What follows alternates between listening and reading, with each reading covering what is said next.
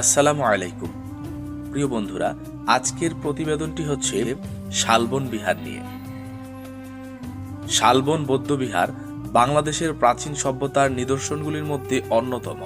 এটি কুমিল্লা জেলার কুটবাড়িতে বার্ডের কাছে লালমাই পাহাড়ের মাঝামাঝি এলাকায় এই বিহারটির অবস্থান।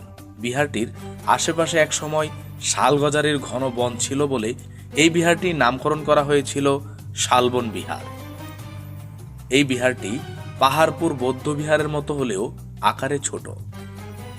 1875 সালের শেষ দিকে বর্তমান কুটবাড়ি এলাকায় একটি সড়ক তৈরি করার সময় একটি ইমারতের ধ্বংসাবশেষ উন্মোচিত হয়ে পড়ে। সে সময় আবিষ্কৃত ধ্বংসাবশেষকে একটি দুর্গ বলে অনুমান করা হয়েছিল।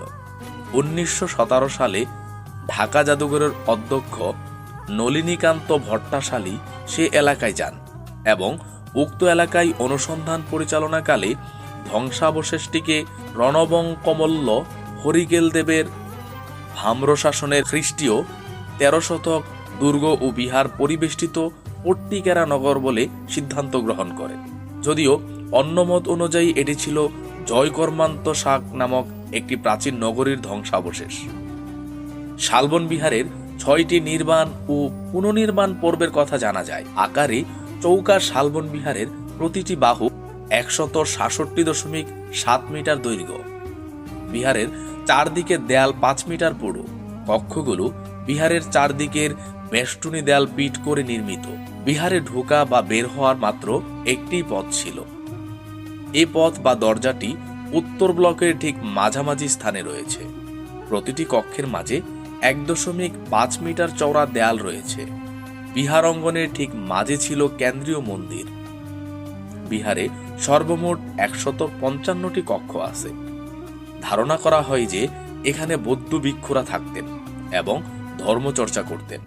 কক্ষের সামনে 8.5 ফুট চওড়া টানা বারান্দা ও তার শেষ প্রান্তে অনুচ্ছ দেয়াল।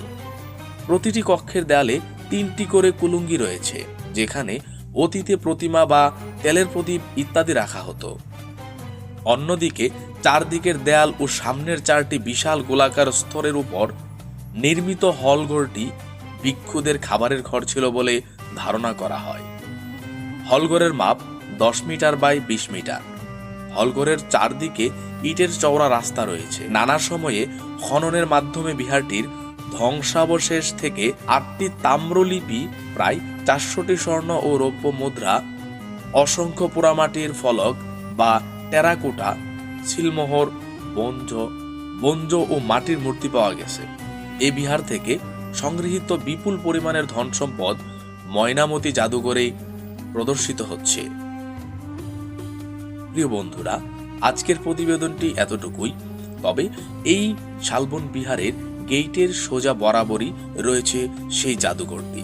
অন্য সময় জাদুঘরটি নিয়ে ইনশাল্লাহ প্রতিবেদন করব। ভিডিওটি কেমন হয়েছে অবশ্যই জানাবেন। ভালো লেগে থাকলে শেয়ার করবেন এবং আমাদের চ্যানেলটি সাবস্ক্রাইব করবেন। ফেসবুক থেকে দেখে থাকলে আমাদের পেজটি লাইক ফলো করবেন। ভালো থাকেন। আসসালামু আলাইকুম।